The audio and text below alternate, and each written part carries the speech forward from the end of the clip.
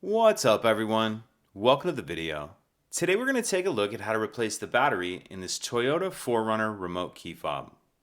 This Toyota 4Runner key fob is going to use replacement battery CR1632, and I'll put a link in the description box of this video to where you can find these replacement batteries if you're in need. So the first thing we want to do is grab our fob and we're going to remove the emergency key that's in the bottom of it. That's done by pressing this button on the side that my thumb's on, and the emergency key will pull out like that.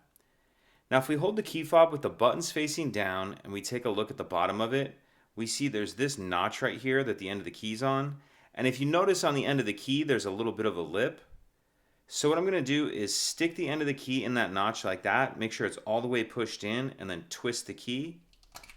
And as I do that, you can see it splits the two halves apart. I'll go ahead and pull it the rest of the way apart like that.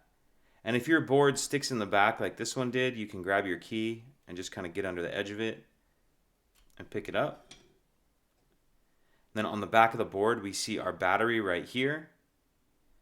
And there's a little bit of a cutout right here that will allow you to get the end of that key on the edge of the battery and pop it out of that holder. Then I'll grab the new replacement battery, and you want to make sure that you're installing your new battery with the plus side up.